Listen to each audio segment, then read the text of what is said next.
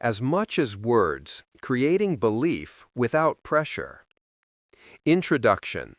For this companion volume to A New Earth, I selected passages from the original book that felt particularly suitable for inspirational or meditative reading. For this reason, I do not recommend that you read this book straight through from cover to cover. It would be far more beneficial to read, at the most, one chapter at a time, stopping at and perhaps rereading whatever passages elicit an inner response. Then let the words sink in and sense the truth to which they point, which is, of course, already within you. It can also be helpful to open the book at random occasionally. Read one page or just one passage and let the words point the way to that dimension deep within that is beyond words, beyond thought. The truth to which the words point, the timeless dimension of consciousness, cannot be arrived at through discursive thought and conceptual understanding. This book is not a condensed version of A New Earth. Although it contains some of the most powerful pointers from the original book, there is relatively little here about the ego and nothing about the pain body. In other words, if you want to understand and thus be able to detect those mental emotional patterns within you that block the arising of a new consciousness, you have to go to the original book. This book will be of greatest benefit to those who have already read A New Earth, perhaps more than once, responded to it deeply, and experienced some degree of inner transformation through it. The informational content of this book is of relatively little importance. You read it not so much to learn something new, but to go deeper, become more present, awaken out of the stream of incessant and compulsive thinking. If there is no inner recognition, however distant or fleeting, of that to which the words point, then the words will be quite meaningless and remain no more than abstract concepts. If there is such a recognition, however, it means that the awakened consciousness is beginning to emerge from within you, and the words you are reading help to draw it out. If you come across passages in this book that you feel are powerful, I want you to realize that what you are feeling is your own spiritual power. That is to say, who you are in your essence. Only spirit can recognize spirit. Chapter 1. Going Beyond Thought. Thinking is no more than a tiny aspect of the totality of consciousness, the totality of who you are. What is arising now is not a new belief system, a new religion, spiritual ideology, or mythology. We are coming to the end not only of mythologies, but also of ideologies and belief systems. The change goes deeper than the content of your mind, deeper than your thoughts. In fact, at the heart of the new consciousness lies the transcendence of thought, the newfound ability of rising above thought, of realizing a dimension within yourself that is infinitely more vast than thought. You then no longer derive your identity, your sense of who you are, from the incessant stream of thinking that in the old consciousness you take to be yourself. What a liberation to realize that the voice in my head is not who I am. Who am I then? The one who sees that. The awareness that is prior to thought, the space in which the thought or the emotion or sense perception happens. The primary cause of unhappiness is never the situation, but your thoughts about it. Be aware of the thoughts you are thinking. Separate them from the situation, which is always neutral, which always is as it is. There is the situation or the fact, and here are my thoughts about it. Instead of making up stories, stay with the facts. For example, I am ruined is a story. It limits you and prevents you from taking effective action. I have 50 cents left in my bank account is a fact. Facing facts is always empowering. Be aware that what you think, to a large extent, creates the emotions that you feel. See the link between your thinking and your emotions. Rather than being your thoughts and emotions, be the awareness behind them. The wisdom of this world is folly with God, says the Bible. What is the wisdom of this world? The movement of thought, and meaning that is defined exclusively by thought. Thinking isolates a situation and calls it good or bad as if it had a separate existence. Through excessive reliance on thinking, reality becomes fragmented. This fragmentation is an illusion, but it seems very real while you are trapped in it. And yet, the universe is an indivisible whole, in which all things are interconnected, in which nothing exists in isolation. The deeper interconnectedness of all things and events implies that the mental labels of good and bad are ultimately illusory. They always imply a limited perspective, and so are true only relatively and temporarily. There are no random events, nor are there events or things that exist by and for themselves in isolation. The atoms that make up your body were once forged inside stars, and the causes of even the smallest event are virtually infinite and connected with the whole in incomprehensible ways. If you wanted to trace back the cause of any event, you would have to go back all the way to the beginning of creation. The cosmos is not chaotic. The very word cosmos means order. But this is not an order the human mind can ever comprehend, although it can sometimes glimpse it. When we go into a forest that has not been interfered with by man, our thinking mind will see only disorder and chaos all around us. It won't even be able to differentiate between life, good, and death, bad anymore, since everywhere new life grows out of rotting and decaying matter. Only if we are still enough inside and the noise of thinking subsides can we become aware that there is a hidden harmony here, a sacredness, a higher order in which everything has its perfect place and could not be other than what it is and the way it is. The mind is more comfortable in a landscaped park because it has been planned through thought. It has not grown organically. There is an order here that the mind can understand. In the forest, there is an incomprehensible order that to the mind looks like chaos. It is beyond the mental categories of good and bad. You cannot understand it through thought, but you can sense it when you let go of thought, become still and alert, and don't try to understand or explain. Only then can you be aware of the sacredness of the forest. As soon as you sense that hidden harmony, that sacredness, you realize you are not separate from it. And when you realize that, you become a conscious participant in it. In this way, nature can help you become realigned with the wholeness of life. This is most people's reality. As soon as something is perceived, it is named, interpreted, compared with something else, liked, disliked, or called good or bad by the phantom self, the ego. They are imprisoned in thought forms, in object consciousness. You do not awaken spiritually until the compulsive and unconscious naming ceases, or at least you become aware of it and thus are able to observe it as it happens. It is through this constant naming that the ego remains in place as the unobserved mind. Whenever it ceases, and even when you just become aware of it, there is inner space and you are not possessed by the mind anymore. Choose an object close to you, a pen, a chair, a cup, a plant, and explore it visually. That is to say, look at it with great interest, almost curiosity. Avoid any objects with strong personal associations that remind you of the past, such as where you bought it, who gave it to you, and so on. Also avoid anything that has writing on it, such as a book or a bottle. It would stimulate thought. Without straining, relaxed but alert, give your complete attention to the object, every detail of it. If thoughts arise, don't get involved in them.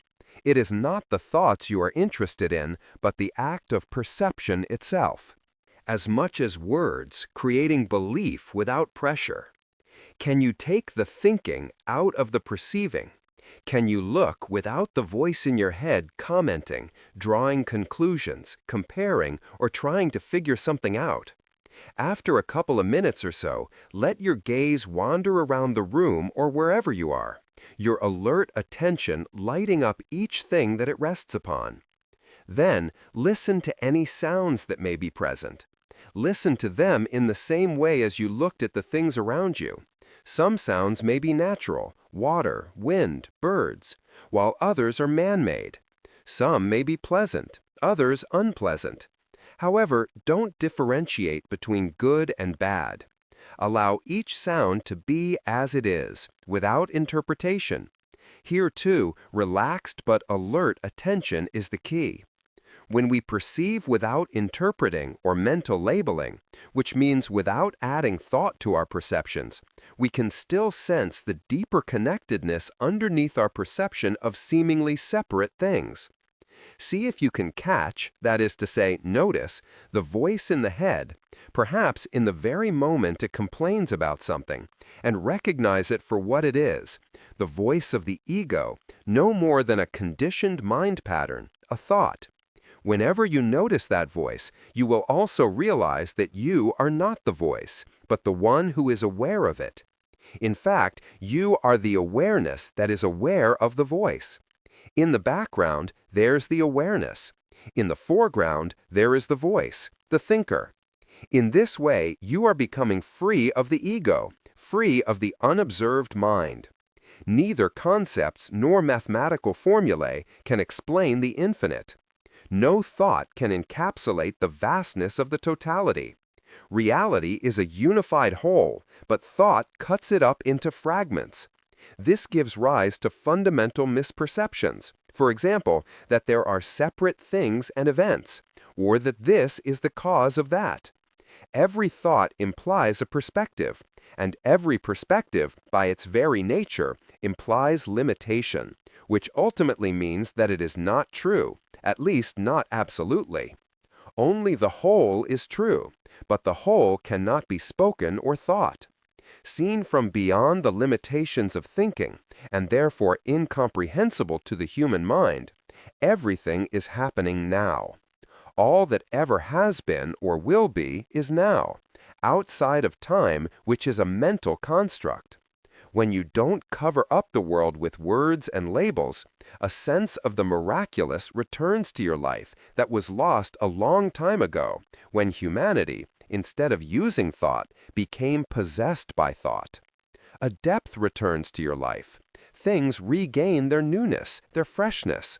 And the greatest miracle is the experiencing of your essential self as prior to any words, thoughts, mental labels, and images.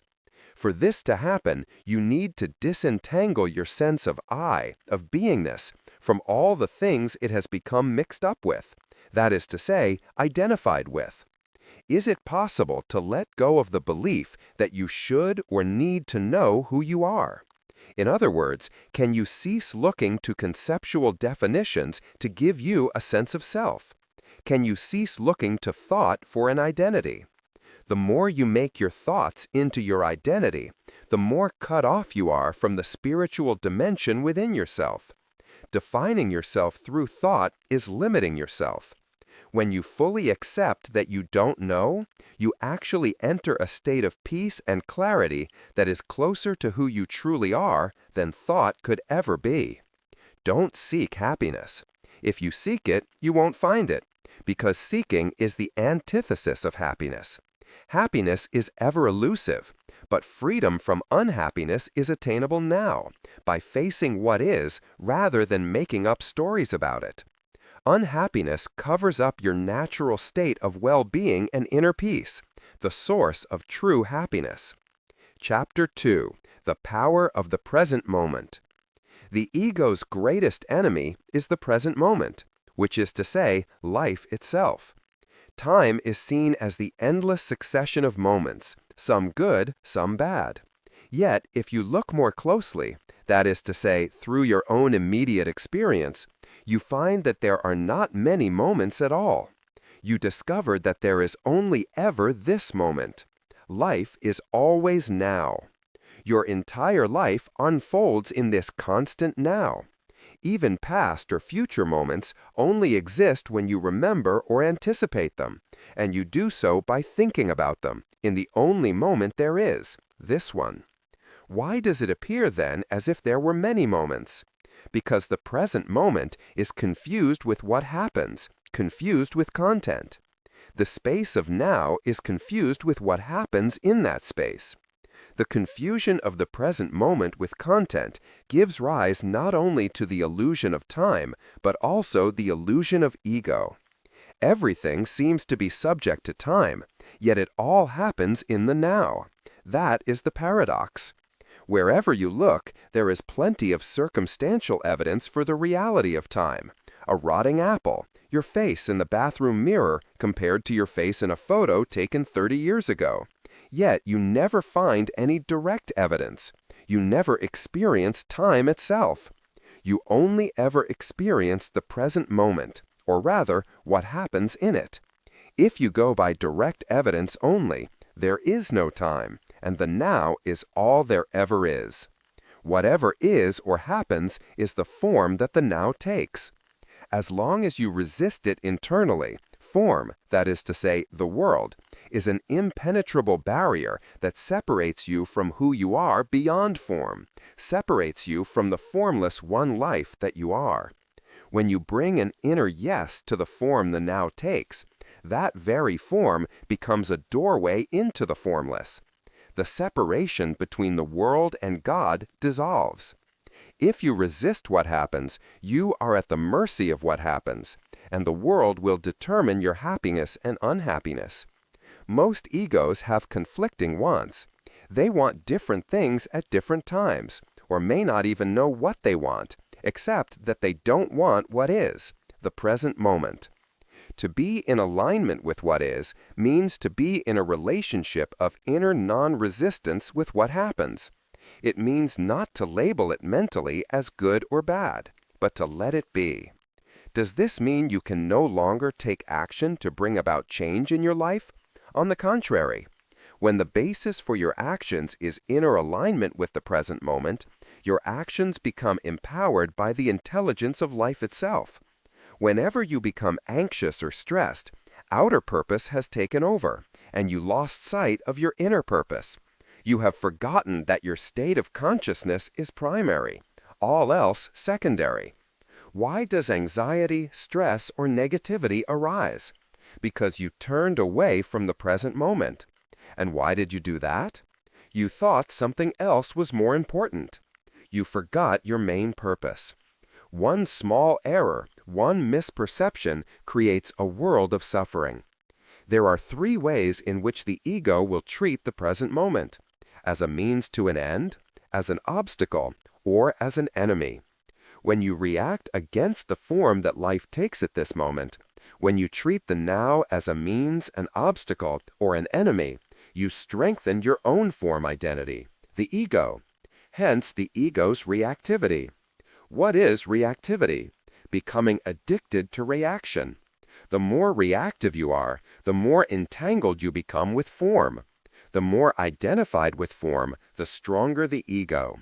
Your being then does not shine through form anymore, or only barely. People believe themselves to be dependent on what happens, that is to say, dependent on form. They don't realize that what happens is the most unstable thing in the universe. It changes constantly. They look upon the present moment as either marred by something that has happened and shouldn't have, or as deficient because of something that has not happened but should have. And so they miss the deeper perfection that is inherent in life itself, a perfection that is always already here, that lies beyond what is happening or not happening, beyond form. As much as words, creating belief without pressure. Accept the present moment and find the perfection that is deeper than any form and untouched by time. The most important, the primordial relationship in your life is your relationship with the now, or rather with whatever form the now takes, that is to say, what is or what happens. If your relationship with the now is dysfunctional, that dysfunction will be reflected in every relationship and every situation you encounter. The ego could be defined simply in this way: a dysfunctional relationship with the present moment. It is at this moment that you can decide what kind of relationship you want to have with the present moment. Do I want the present moment to be my friend or my enemy? The present moment is inseparable from life, so you are really deciding what kind of relationship you want to have with life. Once you have decided you want the present moment to be your friend, it is up to you to make the first move. Become friendly toward it, welcome it, no matter in what disguise it comes, and soon you will see the results. Life becomes friendly toward you. People become helpful. Circumstances cooperative. One decision changes your entire reality. But that one decision you have to make again and again and again until it becomes natural to live in such a way. The elimination of time from your consciousness is the elimination of ego. It is the only true spiritual practice. What we are speaking of is the elimination of psychological time, which is the egoic mind's endless preoccupation with past and future, and its unwillingness to be one with life by living in alignment with the inevitable isness of the present moment. Whenever a habitual no to life turns into a yes, whenever you allow this moment to be as it is, you dissolve time as well as ego. For the ego to survive, it must make time, past and future, more important than the present moment. Time is the horizontal dimension of life, the surface layer of reality. Then there is the vertical dimension of depth, accessible to you only through the portal of the present moment. Awareness is the power that is concealed within the present moment. This is why we may also call it presence. The ultimate purpose of human existence, which is to say your purpose, is to bring that power into this world. Your primary purpose is to enable consciousness to flow into what you do. The secondary purpose is whatever you want to achieve through the doing. Whereas the notion of purpose before was always associated with future, there is now a deeper purpose that can only be found in the present, through the denial of time. Your secondary or outer purpose lies within the dimension of time, while your main purpose is inseparable from the now, and therefore requires the negation of time. How are they reconciled? By realizing that your entire life journey ultimately consists of the step you are taking at this moment. There is always only this one step, and you give it your fullest attention. This doesn't mean you don't know where you are going. It just means this step is primary, the destination secondary. And what you encounter at your destination once you get there depends on the quality of this one step. Another way of putting it, what the future holds for you depends on your state of consciousness now. Through the present moment, you have access to the power of life itself, that which has traditionally been called God. As soon as you turn away from it, God ceases to be a reality in your life, and all you are left with is the mental concept of God, which some people believe in and others deny. Even belief in God is only a poor substitute for the living reality of God manifesting every moment of your life. Chapter 3. Who am I? The ultimate truth of who you are is not I am this, but I am. Equating the physical sense-perceived body with I, the body that is destined to grow old, wither, and die, always leads to suffering sooner or later. To refrain from identifying with the body doesn't mean that you neglect, despise, or no longer care for it. If it is strong, beautiful, or vigorous, you can enjoy and appreciate those attributes while they last. You can also improve the body's condition through right nutrition and exercise. If you don't equate the body with who you are, when beauty fades, vigor diminishes, or the body becomes incapacitated, this will not affect your sense of worth or identity in any way. In fact, as the body begins to weaken, the formless dimension, the light of consciousness, can shine more easily through the fading form. Ego arises when your sense of beingness, of I am, which is formless consciousness, gets mixed up with form. This is the meaning of identification. This is forgetfulness of being, the primary error, the illusion of absolute separateness that turns reality into a nightmare. Ego is always identification with form, seeking yourself and thereby losing yourself in some form. Forms are not just material objects in physical bodies. More fundamental than the external forms, things and bodies, are the thought forms that continuously arise in the field of consciousness. You are a human being. What does that mean? Mastery of life is not a question of control, but of finding a balance between human and being. Mother, father, husband, wife, young, old, the roles you play, the functions you fulfill, whatever you do, all that belongs to the human dimension. It has its place and needs to be honored, but in itself it is not enough for a fulfilled, truly meaningful relationship or life. Human alone is never enough, no matter how hard you try or what you achieve. Then there is being. It is found in the still, alert presence of consciousness itself, the consciousness that you are. Human is form. Being is formless. Human and being are not separate, but intertwined. When you become aware of the transience of all forms, your attachment to them lessens, and you disidentify from them to some extent. Being detached does not mean that you cannot enjoy the good that the world has to offer. In fact, you enjoy it more. Once you see and accept the transience of all things and the inevitability of change, you can enjoy the pleasures of the world while they last, without fear of loss or anxiety about the future. When you are detached, you gain a higher vantage point from which to view the events in your life instead of being trapped inside them. Blessed are the poor in spirit, Jesus said, for theirs is the kingdom of heaven. 2. What does poor in spirit mean? No inner baggage, no identifications, not with things, nor with any mental concepts that have a sense of self in them. And what is the kingdom of heaven? The simple but profound joy of being that is there when you let go of identifications and so become poor in spirit.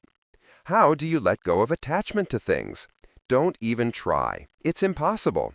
Attachment to things drops away by itself when you no longer seek to find yourself in them. In the meantime, just be aware of your attachment to things. Sometimes you may not know that you are attached to something, which is to say identified, until you lose it or there is the threat of loss. If you then become upset, anxious, and so on, it means you are attached.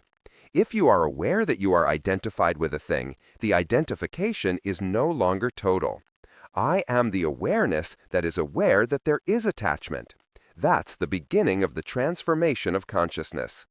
When you contemplate the unfathomable depth of space or listen to the silence in the early hours just before sunrise, something within you resonates with it, as if in recognition.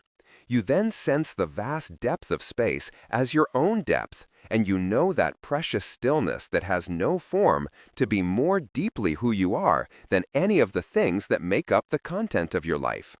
The twofold reality of the universe, which consists of things and no-thingness, thingness and no-thingness, is also your own. As much as words, creating belief without pressure. A sane, balanced, and fruitful human life is a dance between the two dimensions that make up reality, form and space. Most people are so identified with the dimension of form, with sense perceptions, thoughts, and emotions, that the vital hidden half is missing from their lives. Their identification with form keeps them trapped in ego.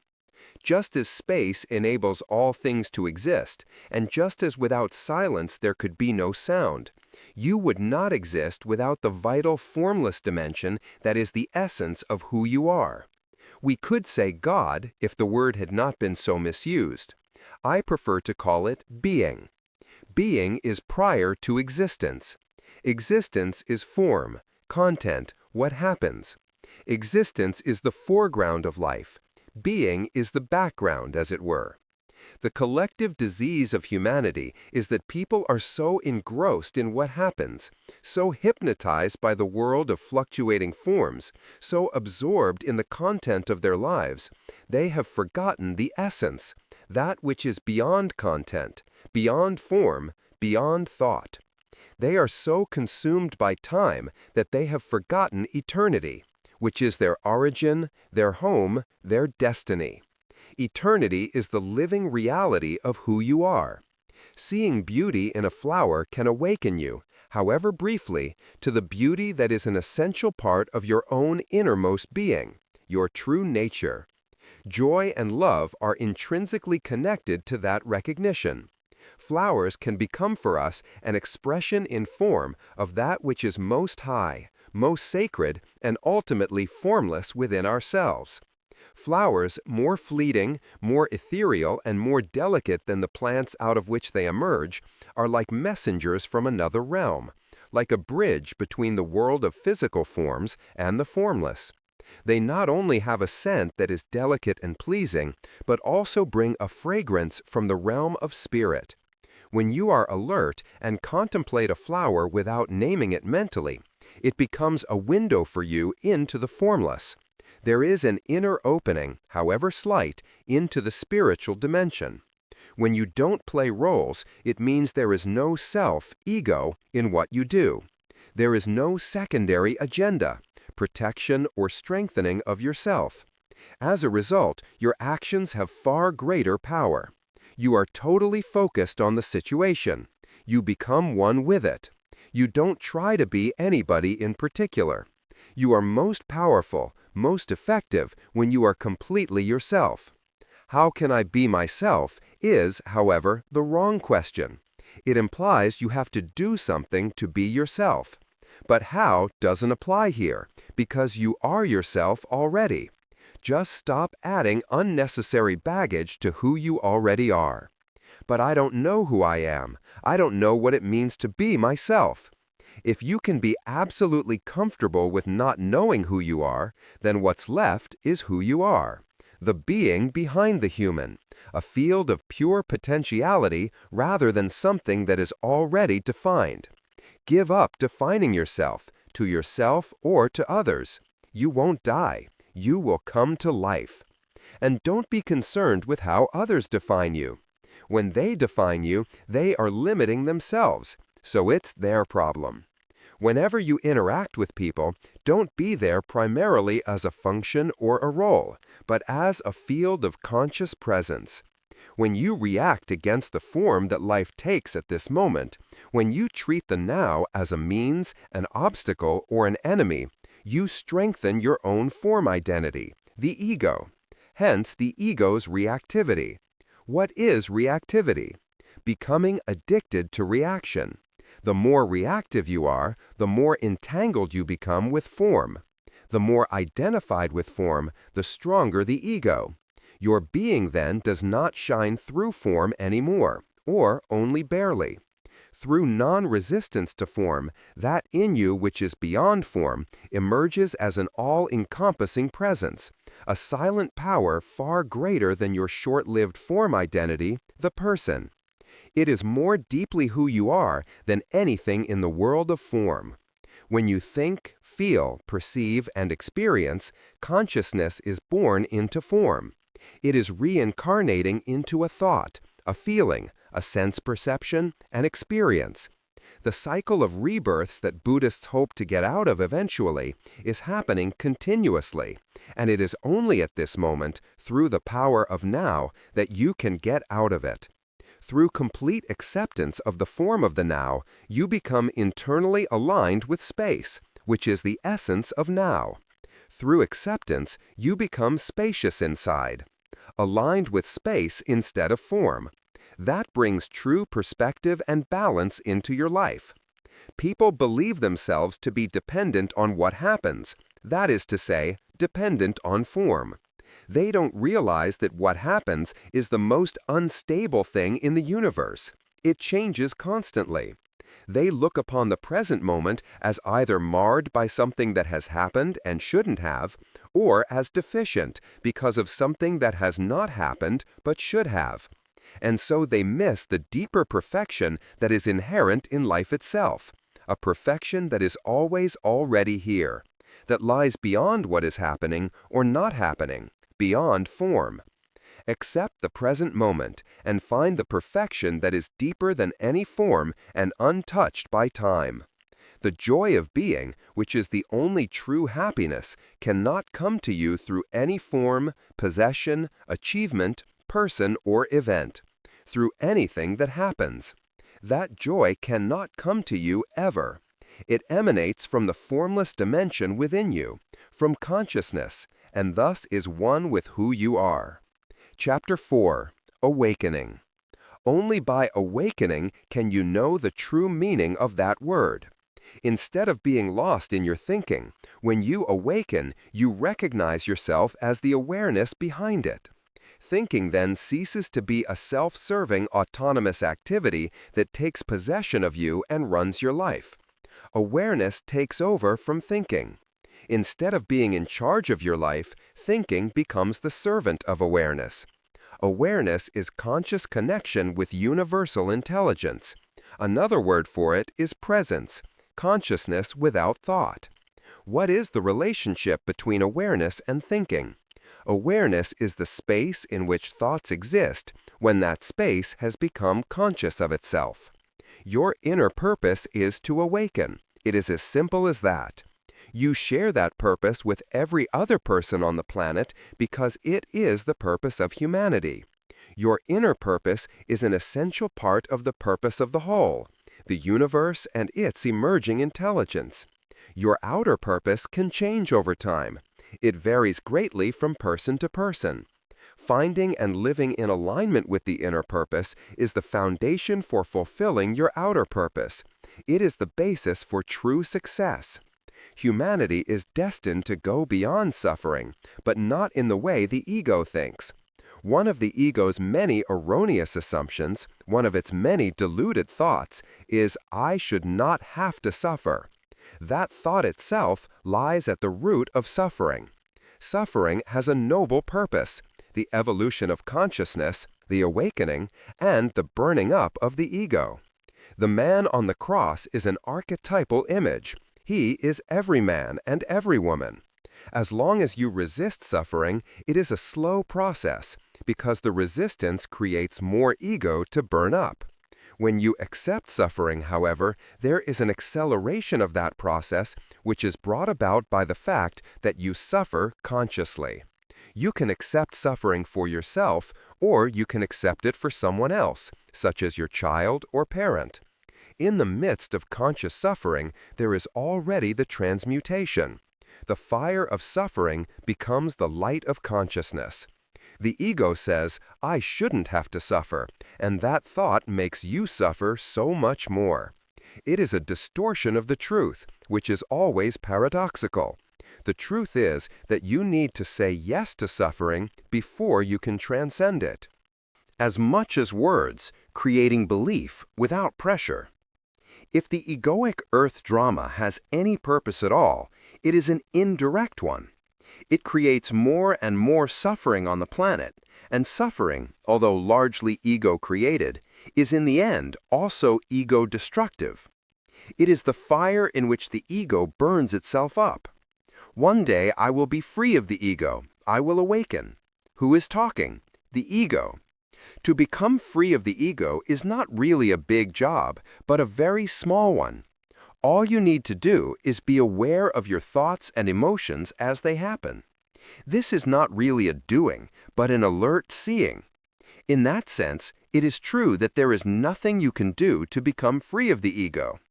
When that shift happens, which is the shift from thinking to awareness, an intelligence far greater than the ego's cleverness begins to operate in your life. You do not become good by trying to be good, but by finding the goodness that is already within you, and allowing that goodness to emerge. But it can only emerge if something fundamental changes in your state of consciousness. In Zen, they say, don't seek the truth, just cease to cherish opinions. What does that mean? Let go of identification with your mind. Who you are beyond the mind then emerges by itself. An essential part of awakening is the recognition of the unawakened you, the ego, as it thinks, speaks, and acts. When you recognize the unconsciousness in you, that which makes the recognition possible is the arising consciousness, is awakening.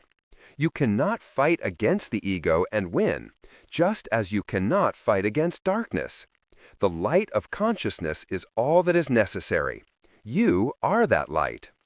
A large part of many people's lives is consumed by an obsessive preoccupation with things. Whatever the ego seeks and gets attached to are substitutes for the being that it cannot feel. You can value and care for things, but whenever you get attached to them, you will know it's the ego. And you are never really attached to a thing, but to a thought that has I, me, or mine in it. Whenever you completely accept a loss, you go beyond ego, and who you are, the I am, which is consciousness itself, emerges.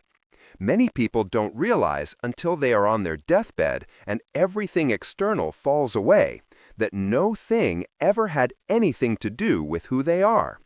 In the proximity of death, the whole concept of ownership stands revealed as ultimately meaningless.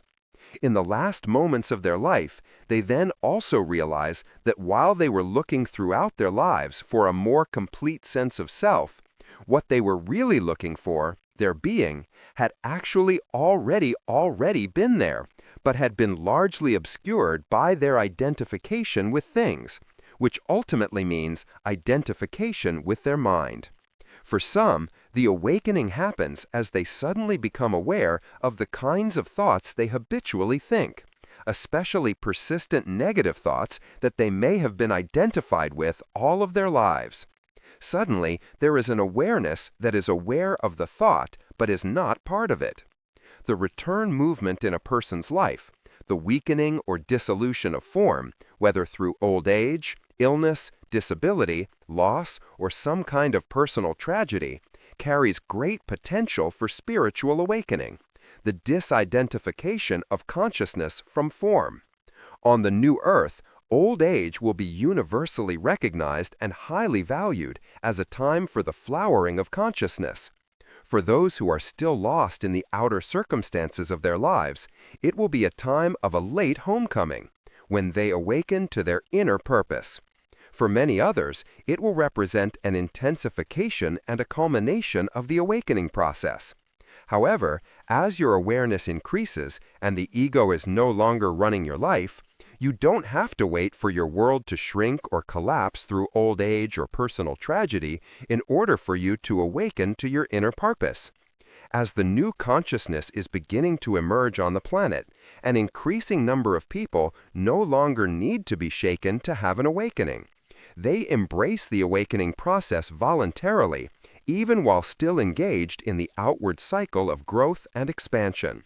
When that cycle is no longer usurped by the ego, the spiritual dimension will come into this world through the outward movement, thought, speech, action, creation, as powerfully as through the return movement, stillness, being, and the dissolution of form. To love is to recognize yourself in another. The other's otherness then stands revealed as an illusion pertaining to the purely human realm, the realm of form. When another recognizes you, that recognition draws the dimension of being more fully into this world through both of you. That is the love that redeems the world. Chapter 5. Inner Space. When consciousness is no longer totally absorbed by thinking, some of it remains in its formless, unconditioned, original state. This is inner space. Most people's lives are cluttered up with things, material things, things to do, things to think about. Their lives are like the history of humanity, which Winston Churchill defined as one damn thing after another. Their minds are filled up with the clutter of thoughts, one thought after another. This is the dimension of object consciousness that is many people's predominant reality, and that is why their lives are so out of balance. Object consciousness needs to be balanced by space consciousness for sanity to return to our planet and for humanity to fulfill its destiny. The arising of space consciousness is the next stage in the evolution of humanity. Space consciousness means that in addition to being conscious of things, which always comes down to sense perceptions, thoughts, and emotions, there is an undercurrent of awareness. Awareness implies that you are not only conscious of things, objects, but you are also conscious of being conscious. If you can sense an alert inner stillness in the background while things happen in the foreground, that's it. This dimension is there in everyone, but most people are completely unaware of it. Sometimes I point to it by saying, "Can you feel your own presence?" Space consciousness represents not only freedom from ego, but also from dependency on the things of this world, from materialism and materiality. It is the spiritual dimension which alone can give transcendent and true meaning to this world. When you are no longer totally identified with forms, consciousness, who you are, becomes freed from its imprisonment in form. This freedom is the arising of inner space. It comes as a stillness, a subtle peace deep within you, even in the face of something seemingly bad. Suddenly, there is space around the event. There is also space around the emotional highs and lows, even around pain. And above all, there is space between your thoughts. And from that space emanates a peace that is not of this world, because this world is form, and the peace is space. This is the peace of God. Now you can enjoy and honor the things of this world without giving them an importance and significance they don't have.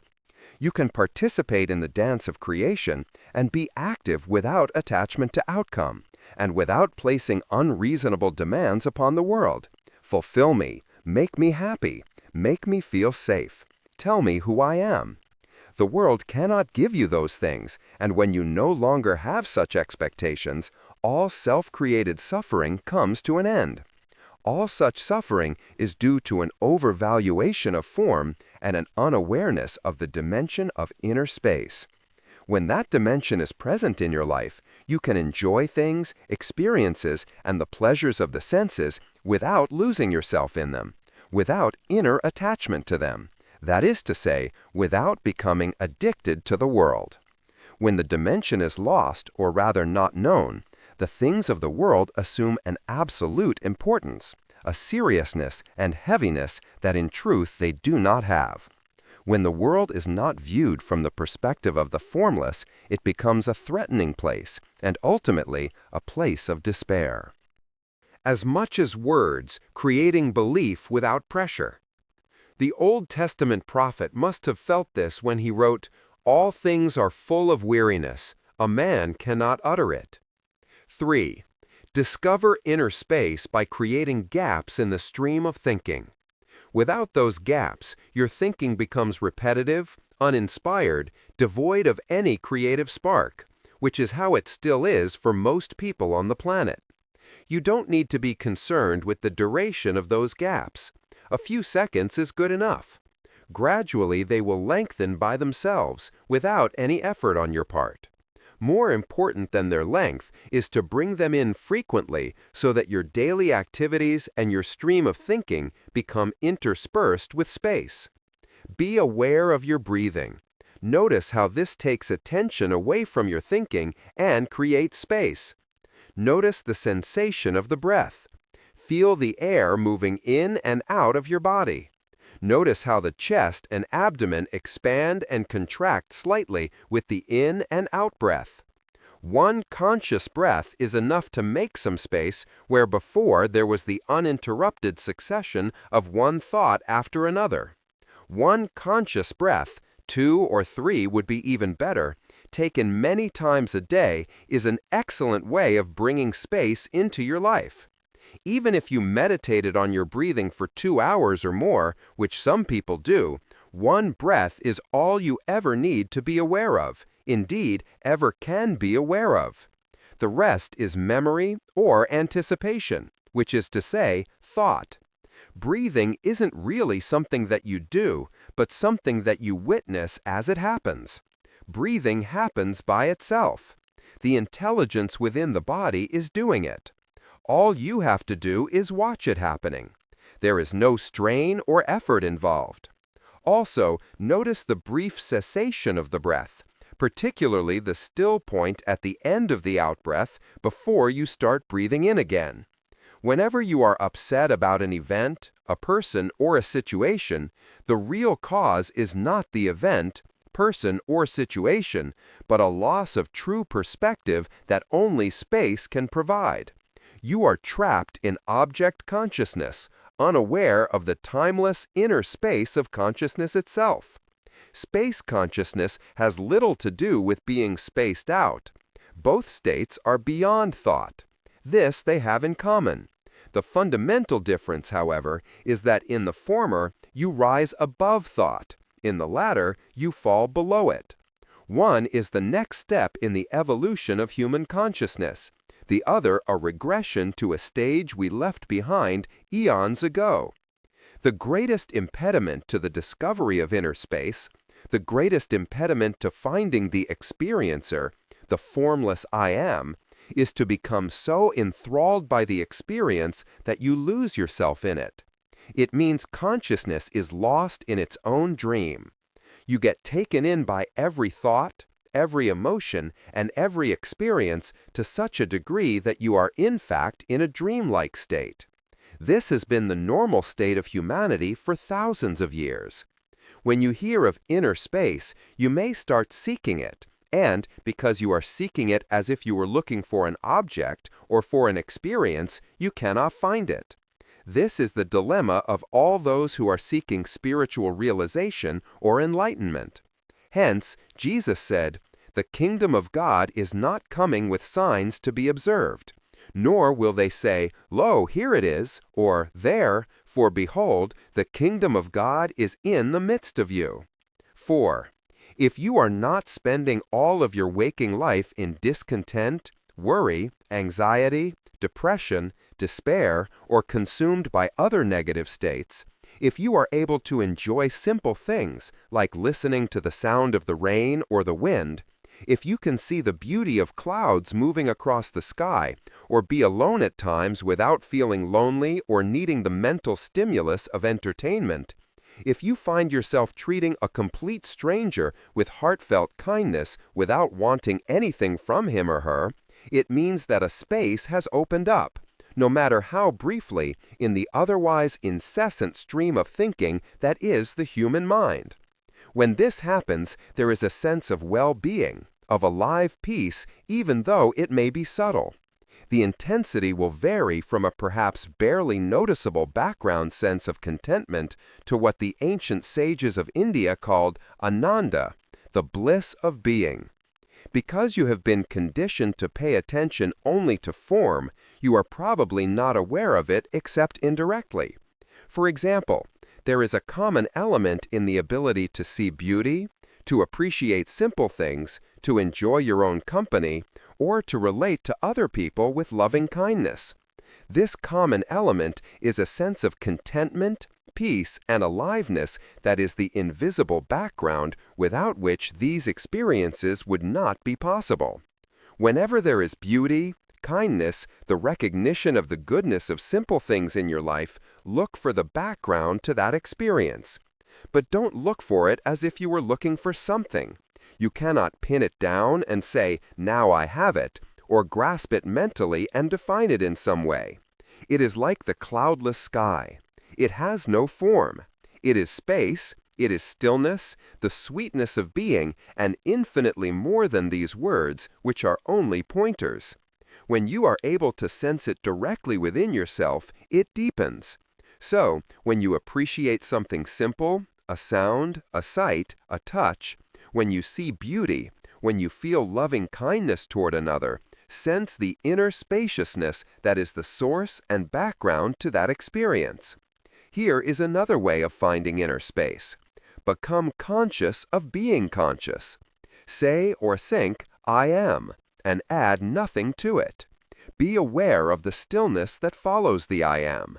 Sense your presence, the naked, unveiled, unclothed beingness. It is untouched by young or old, rich or poor, good or bad, or any other attributes. Chapter 6. Your Life Purpose. Your life has an inner purpose and an outer purpose. Inner purpose concerns being and is primary. Outer purpose concerns doing and is secondary. The true or primary purpose of your life cannot be found on the outer level. It does not concern what you do, but what you are. That is to say, your state of consciousness. Action, although necessary, is only a secondary factor in manifesting our external reality. The primary factor in creation is consciousness. No matter how active we are, how much effort we make, our state of consciousness creates our world. And if there is no change on that inner level, no amount of action will make any difference. We would only recreate modified versions of the same world again and again, a world that is an external reflection of the ego. Once you have had a glimpse of awareness or presence, you know it firsthand. It is no longer just a concept in your mind. You can then make a conscious choice to be present rather than to indulge in useless thinking. You can invite presence into your life, that is to say, make space. With the grace of awakening comes responsibility. You can either try to go on as if nothing has happened, or you can see its significance and recognize the arising of awareness as the most important thing that can happen to you. Opening yourself to the emerging consciousness and bringing its light into this world then becomes the primary purpose of your life. Awakened doing is the alignment of your outer purpose, what you do, with your inner purpose, awakening and staying awake. Through awakened doing, you become one with the outgoing purpose of the universe. Consciousness flows through you into this world. It flows into your thoughts and inspires them. It flows into what you do and guides and empowers it. The modalities of awakened doing are acceptance, enjoyment, and enthusiasm. Each one represents a certain vibrational frequency of consciousness. You need to be vigilant to make sure that one of them operates whenever you are engaged in doing anything at all, from the most simple task to the most complex. As much as words, creating belief without pressure. If you are not in the state of either acceptance, enjoyment, or enthusiasm, look closely, and you will find that you are creating suffering for yourself and others.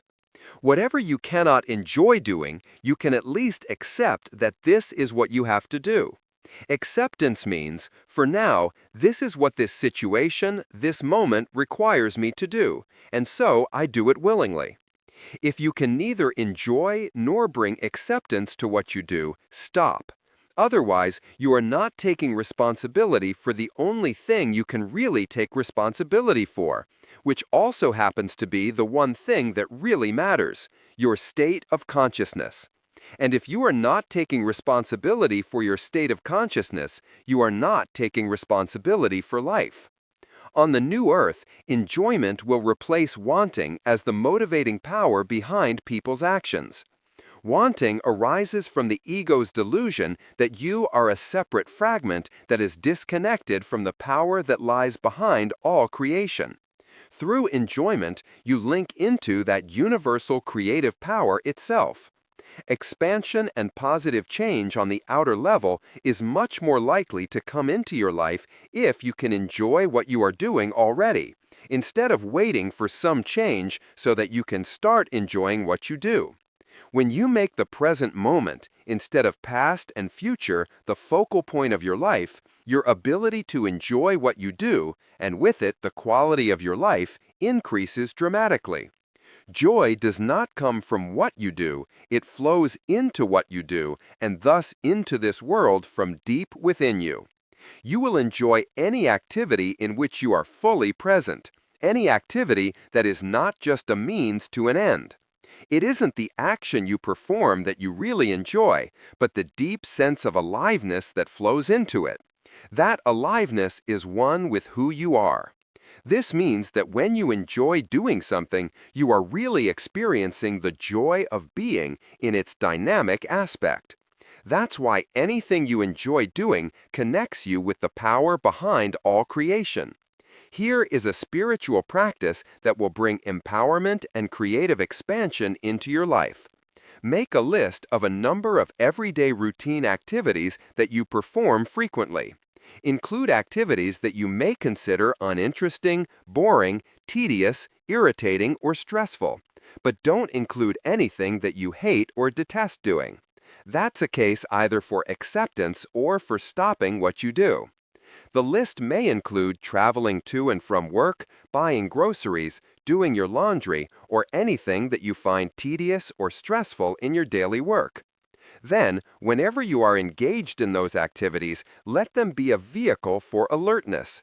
Be absolutely present in what you do, and sense the alert, alive stillness within you in the background of the activity.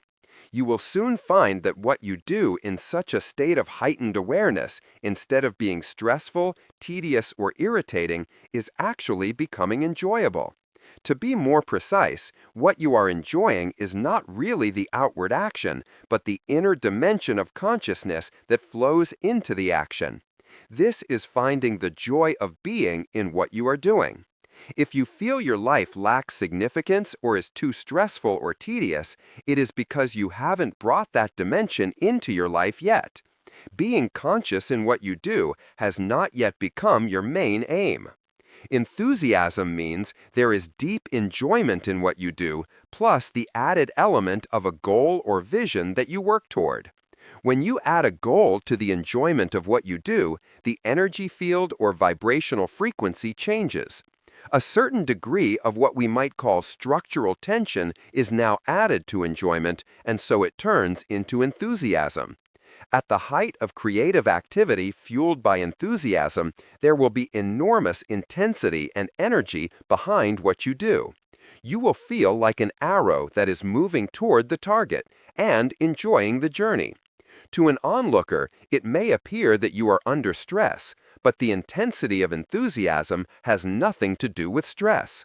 When you want to arrive at your goal more than you want to be doing what you are doing, you become stressed.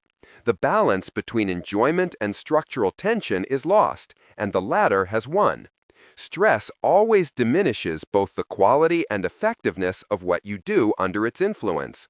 There is also a strong link between stress and negative emotions, such as anxiety and anger. Stress is also toxic to the body. Unlike stress, enthusiasm has a high energy frequency and so resonates with the creative power of the universe. This is why Ralph Waldo Emerson said that nothing great has ever been achieved without enthusiasm. 5. Enthusiasm knows where it is going, but at the same time, it is deeply at one with the present moment, the source of aliveness, its joy, and its power. Enthusiasm wants nothing because it lacks nothing. It is at one with life, and no matter how dynamic the enthusiasm-inspired activities are, you don't lose yourself in them. And there remains always a still but intensely alive space at the center of the wheel, a core of peace in the midst of activity that is both the source of all and untouched by it all. We are in the midst of a momentous event in the evolution of human consciousness. On our planet, and perhaps simultaneously in many parts of our galaxy and beyond, consciousness is awakening from the dream of form. This does not mean all forms, the world, are going to dissolve, although quite a few almost certainly will. It means consciousness can now begin to create form without losing itself in it. It can remain conscious of itself even while it creates and experiences form. Why should it continue to create and experience form? For the enjoyment of it. How does consciousness do that? Through awakened humans who have learned the meaning of awakened doing. A new species is arising on the planet. It is arising now, and you are it. Chapter 7. Becoming Present. We can learn not to keep situations or events alive in our minds, but to return our attention continuously to the pristine, timeless present moment, rather than be caught up in mental movie making. Our very presence then becomes our identity, rather than our thoughts and emotions. Only presence can free you of the ego, and you can only be present now. not yesterday or tomorrow. Only presence can undo the past in you and thus transform your state of consciousness. Be alert. If there is awareness in you, you will be able to recognize the voice in your head for what it is, an old thought conditioned by the past. If there is awareness in you, you no longer need to believe in every thought you think. It's an old thought, no more. Awareness means presence, and only presence can dissolve the unconscious past in you. What in Zen is called satori is a moment of presence, a brief stepping out of the voice in your head, the thought processes, and their reflection in the body as emotion. It is the arising of inner spaciousness where before there was the clutter of thought and the turmoil of emotion. To end the misery that has afflicted the human condition for thousands of years, you have to start with yourself and take responsibility for your inner state at any given moment. That means now. Ask yourself, is there negativity in me at this moment? Then become alert, attentive to your thoughts as well as your emotions. Watch out for the low-level unhappiness in whatever form, such as discontent, nervousness, being fed up, and so on. Watch out for thoughts that appear to justify or explain this unhappiness, but in reality cause it. The moment you become aware of a negative state within yourself, it does not mean you have failed. It means that you have succeeded. Until that awareness happens, there is identification with inner states, and such identification is ego. With awareness comes disidentification from thoughts, emotions, and reactions. This is not to be confused with denial. As much as words, creating belief without pressure. The thoughts, emotions, or reactions are recognized, and in the moment of recognizing, disidentification happens automatically. Your sense of self, of who you are, then undergoes a shift. Before, you were the thoughts, emotions, and reactions. Now you are the awareness, the conscious presence that witnesses those states. Emotions and even thoughts become depersonalized through awareness. Their impersonal nature is recognized. There is no longer a self in them. They are just human emotions, human thoughts. Your entire personal history, which is ultimately no more than a story, a bundle of thoughts and emotions, becomes of secondary importance and no longer occupies the forefront of your consciousness. It no longer forms the basis for your sense of identity. You are the light of presence, the awareness that is prior to and deeper than any thoughts and emotions. Negativity is not intelligent. It is always of the ego. Whenever you are in a negative state, there is something in you that wants the negativity, that perceives it as pleasurable, or that believes it will get you what you want. Otherwise, who would want to hang on to negativity, make themselves and others miserable, and create disease in the body? So, whenever there is negativity in you, if you can be aware at that moment that there is something in you that takes pleasure in it or believes it has a useful purpose, you are becoming aware of the ego directly. The moment this happens, your identity has shifted from ego to awareness. This means the ego is shrinking and awareness is growing. If, in the midst of negativity, you are able to realize, at this moment I am creating suffering for myself, it will be enough to raise you above the limitations of conditioned egoic states and reactions. It will open up infinite possibilities which come to you when there is awareness, other vastly more intelligent ways of dealing with any situation. You will be free to let go of your unhappiness the moment you recognize it as unintelligent. The more shared past there is in a relationship, the more present you need to be. Otherwise, you will be forced to relive the past again and again. A genuine relationship is one that is not dominated by the ego with its image-making and self-seeking. In a genuine relationship, there is an outward flow of open, alert attention toward the other person, in which there is no wanting whatsoever. That alert attention is presence. It is the prerequisite for any authentic relationship. As you look at, listen to, touch, or help your child with this or that, you are alert, still, completely present, not wanting anything other than that moment as it is. In this way, you make room for being. In that moment, if you are present, you are not a father or mother. You are the alertness, the stillness, the presence that is listening, looking, touching, even speaking. You are the being behind the doing. I have been speaking of this with specific reference to the relationship with your child, but it equally applies, of course, to all relationships. Doing is never enough if you neglect being. Most humans see only the outer forms, unaware of the inner essence, just as they are unaware of their own essence and identify only with their own physical and psychological form. Once there is a certain degree of presence, of still and alert attention in your perceptions, however, you can sense the divine life essence, the one indwelling consciousness or spirit in every creature, every life form, recognize it as one with your own essence, and so love it as yourself. When you meet with people, at work or wherever it may be, give them your fullest attention. You are no longer there primarily as a person, but as a field of awareness, of alert presence.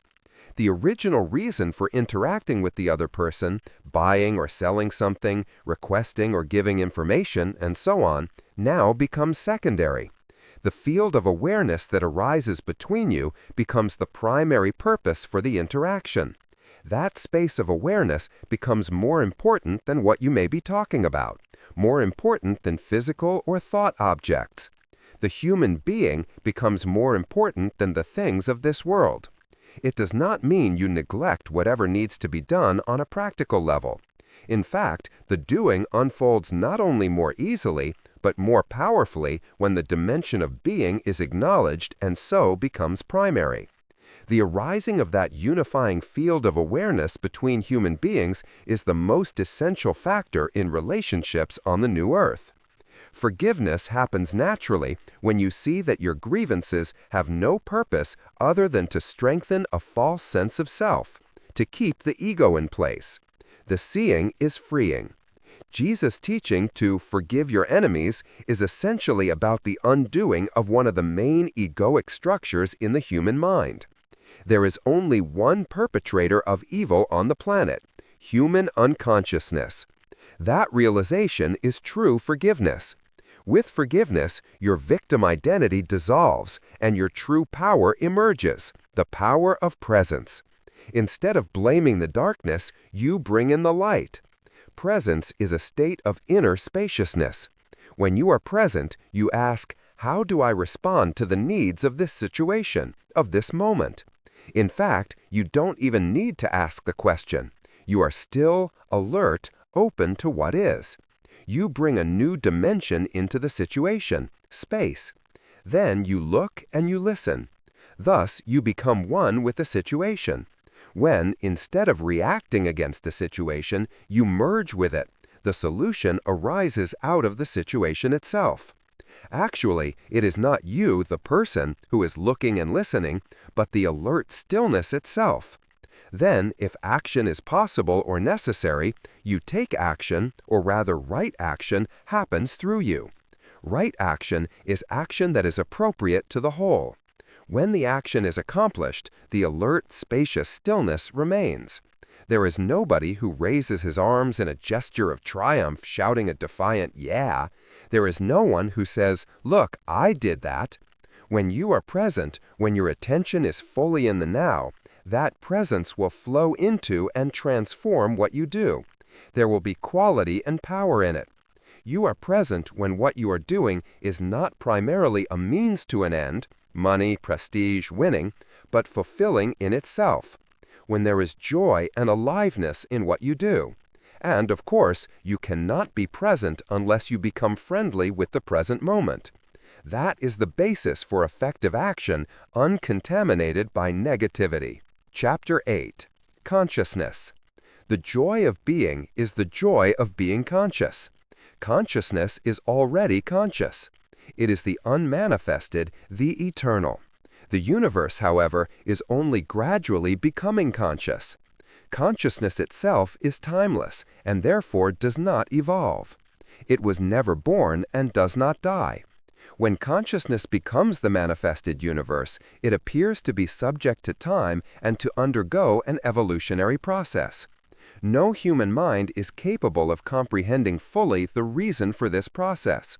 But we can glimpse it within ourselves and become a conscious participant in it. Consciousness is the intelligence, the organizing principle behind the arising of form. Consciousness has been preparing forms for millions of years so that it can express itself through them in the manifested. Although the unmanifested realm of pure consciousness could be considered another dimension, it is not separate from this dimension of form. Form and formlessness interpenetrate. The unmanifested flows into this dimension as awareness, inner space, presence. How does it do that? Through the human form that becomes conscious and thus fulfills its destiny. Consciousness incarnates into the manifested dimension. That is to say, it becomes form. When it does so, it enters a dreamlike state. Intelligence remains, but consciousness becomes unconscious of itself. It loses itself in form, becomes identified with forms. As much as words, creating belief without pressure. This could be described as the descent of the divine into matter. On our planet, the human ego represents the final stage of universal sleep, the identification of consciousness with form. It was a necessary stage in the evolution of consciousness. The next step in human evolution is not inevitable, but for the first time in the history of our planet, it can be a conscious choice. Who is making that choice? You are. And who are you? Consciousness that has become conscious of itself.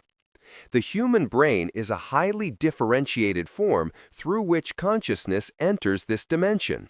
It contains approximately 100 billion nerve cells, called neurons, about the same number as there are stars in our galaxy, which could be seen as a macrocosmic brain.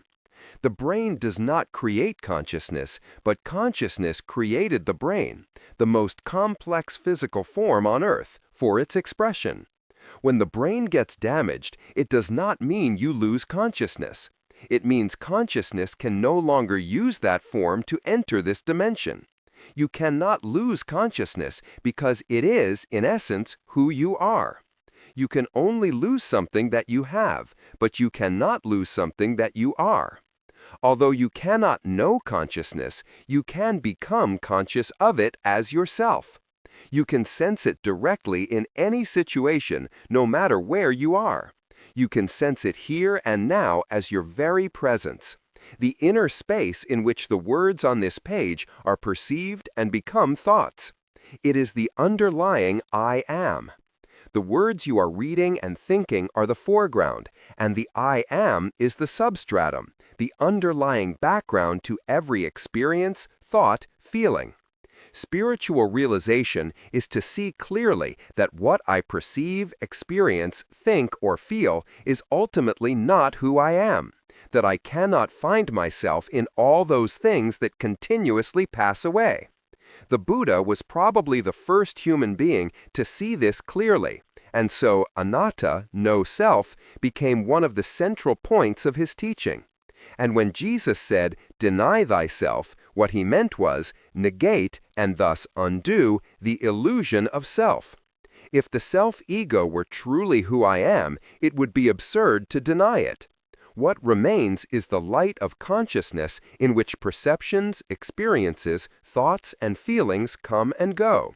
That is being. That is the deeper, true I. When I know myself as that, whatever happens in my life is no longer of absolute but only of relative importance. I honor it, but it loses its absolute seriousness, its heaviness. The only thing that ultimately matters is this: can I sense my essential beingness, the I am, in the background of my life at all times? To be more accurate, can I sense the I am that I am at this moment? Can I sense my essential identity as consciousness itself? Or am I losing myself in what happens, losing myself in the mind, in the world? When forms that you had identified with, that gave you your sense of self, collapse or are taken away, it can lead to a collapse of the ego, since ego is identification with form. When there is nothing to identify with anymore, who are you? When forms around you die or death approaches, your sense of beingness, of I am, is freed from its entanglement with form. Spirit is released from its imprisonment in matter. You realize your essential identity as formless, as an all-pervasive presence of being prior to all forms, all identifications. You realize your true identity as consciousness itself, rather than what consciousness had identified with. That is the peace of God. I want to know the mind of God, Einstein said. The rest are details. What is the mind of God? Consciousness. What does it mean to know the mind of God? To be aware. What are the details? Your outer purpose and whatever happens outwardly. It has been said, stillness is the language God speaks, and everything else is a bad translation. Becoming conscious of stillness whenever we encounter it in our lives will connect us with the formless and timeless dimension within ourselves, that which is beyond thought, beyond ego. It may be the stillness that pervades the world of nature, or the stillness in your room in the early hours of the morning, or the silent gaps in between sounds. Stillness has no form. That is why, through thinking, we cannot become aware of it. Thought is form. Being aware of stillness means to be still. To be still is to be conscious without thought. You are never more essentially, more deeply yourself than when you are still. When you are still, you are who you were before you temporarily assumed this physical and mental form called a person. You are also who you will be when the form dissolves. When you are still, you are who you are beyond your temporal existence. Consciousness, unconditioned, formless, eternal. Chapter 9. The Inner Body. We have to enter the body to go beyond it and find out that we are not that. Equating the physical, sense-perceived body that is destined to grow old, wither, and die with I always leads to suffering sooner or later. To refrain from identifying with the body doesn't mean that you neglect, despise, or no longer care for it.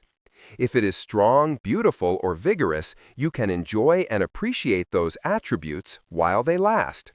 You can also improve the body's condition through right nutrition and exercise. If you don't equate the body with who you are, when beauty fades, vigor diminishes, or the body becomes incapacitated, this will not affect your sense of worth or identity in any way. In fact, as the body begins to weaken, the formless dimension, the light of consciousness, can shine more easily through the fading form. Ego arises when your sense of beingness, of I am, which is formless consciousness, gets mixed up with form. This is the meaning of identification. This is forgetfulness of being, the primary error. Although body identification is one of the most basic forms of ego, the good news is that it is also the one that you can most easily go beyond.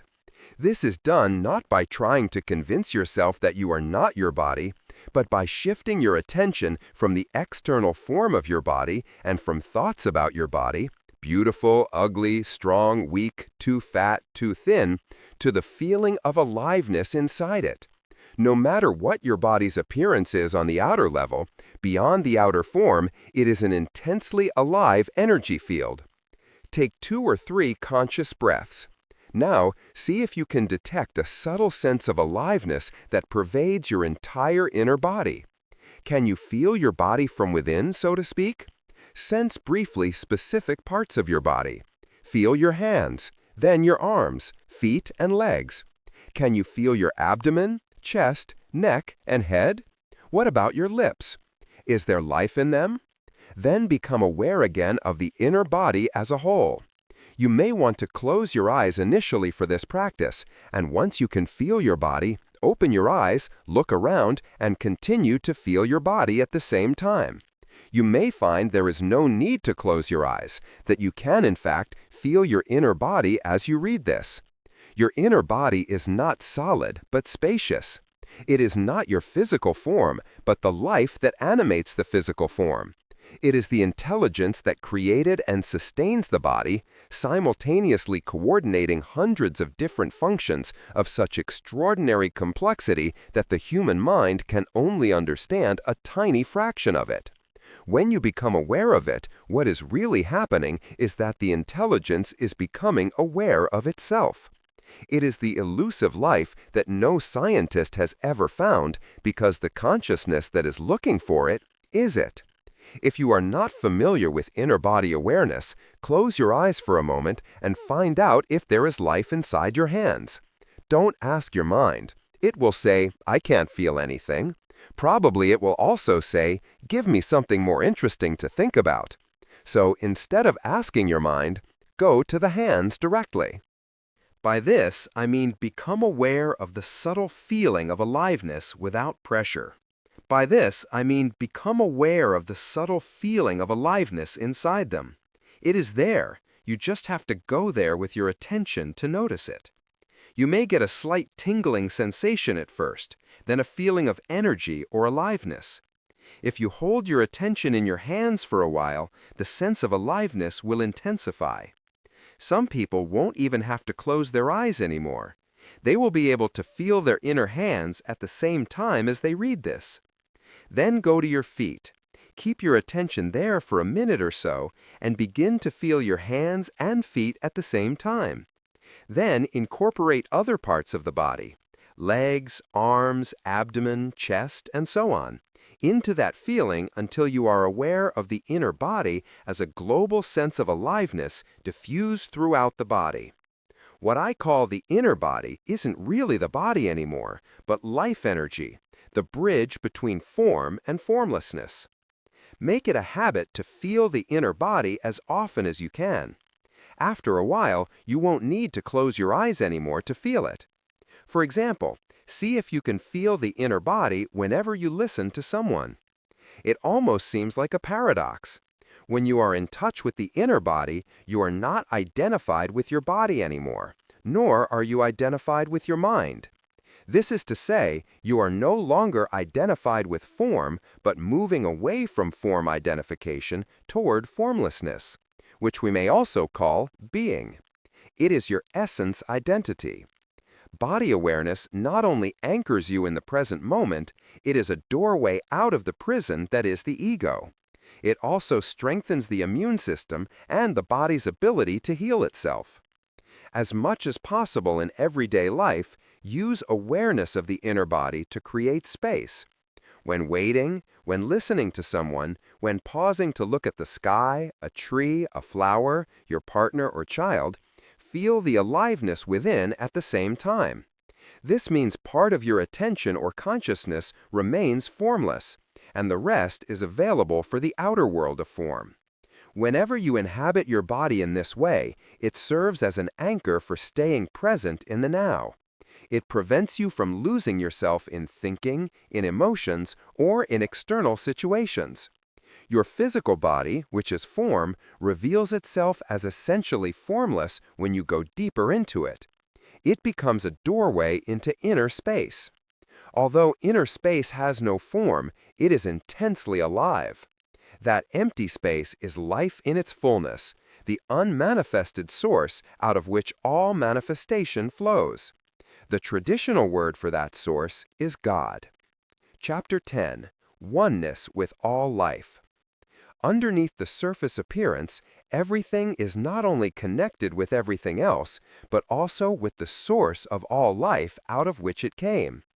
Even a stone, and more easily a flower or a bird, could show you the way back to God, to the source, to yourself.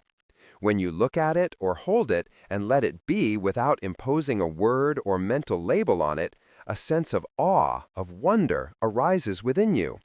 Its essence silently communicates itself to you and reflects your own essence back to you. Why does the ego play roles? Because of one unexamined assumption, one fundamental error, one unconscious thought. That thought is, "I am not enough." Other unconscious thoughts follow. I need to play a role in order to get what I need, to be fully myself. I need to get more so that I can be more. But you cannot be more than you are, because underneath your physical and psychological form, you are one with life itself, one with being. In form, you are and will always be inferior to some, superior to others. In essence, you are neither inferior nor superior to anyone. True self-esteem and true humility arise out of that realization. In the eyes of the ego, self-esteem and humility are contradictory. In truth, they are one and the same. What could there be apart from life, apart from being? It is utterly impossible. So there is no such thing as my life and I don't have a life. I am life. I and life are one. It cannot be otherwise. So how could I lose my life? How can I lose something that I don't have in the first place? How can I lose something that I am? It is impossible. The truth is inseparable from who you are. Yes, you are the truth. The very being that you are is truth. Jesus tried to convey that when he said, "I am the way and the truth and the life." These words are one of the most powerful and direct pointers to the truth if understood correctly. Jesus speaks of the innermost I am, the essence identity of every man and woman, every life form in fact. He speaks of the life that you are. Some Christian mystics have called it the Christ within. Buddhists call it your Buddha nature. For Hindus, it is Atman, the indwelling God. When you are in touch with that dimension within yourself, and being in touch with it is your natural state, not some miraculous achievement, all your actions and relationships will reflect the oneness with all life that you sense deep within. This is love. Acknowledging the good that is already in your life is the foundation for all abundance.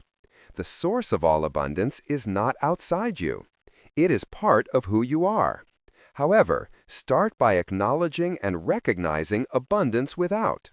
See the fullness of life all around you, the warmth of the sun on your skin, the display of magnificent flowers outside a florist shop, biting into a succulent fruit, or getting soaked in an abundance of water falling from the sky.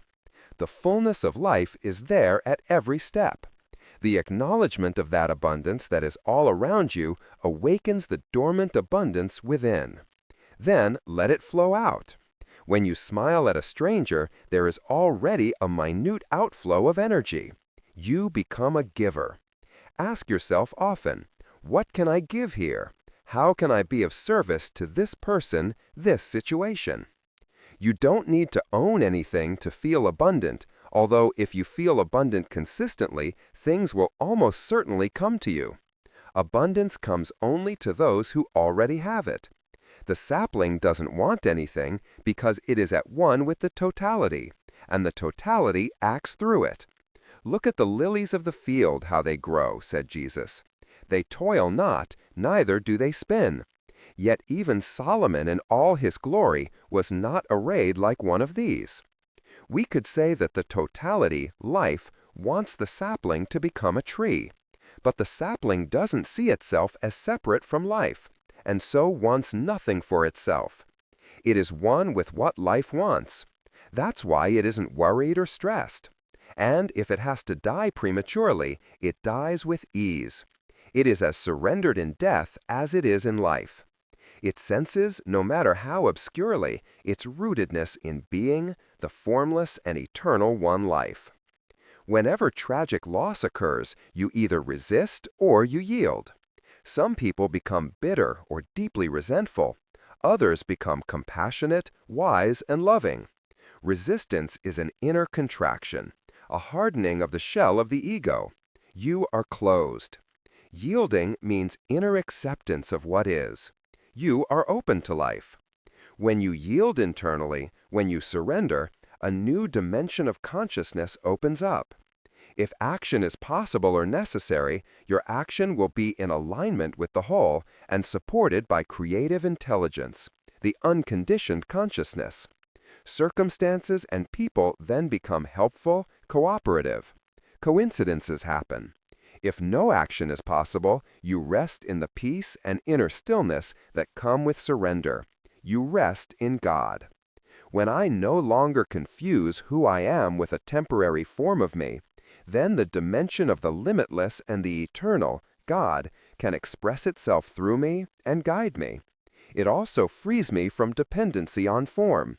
However, a purely intellectual recognition or belief that I am not this form does not help. As much as words, creating belief without pressure. The all-important question is, at this moment, can I sense the presence of inner space? Which really means, can I sense my own presence? Or rather, the presence that I am? Ask yourself, am I aware not only of what is happening at this moment, but also of the now itself as the living, timeless inner space in which everything happens? If peace is really what you want, then you will choose peace. If peace mattered to you more than anything else, and if you truly knew yourself to be spirit rather than a little me, you would remain non-reactive and absolutely alert when confronted with challenging people or situations. You would immediately accept the situation and thus become one with it rather than separate yourself from it. Then, out of your alertness would come a response. Who you are, consciousness, not who you think you are, a small me, would be responding. It would be powerful and effective and would make no person or situation into an enemy. Being at one with what is, at one with the present moment, doesn't mean you no longer initiate change or become incapable of taking action.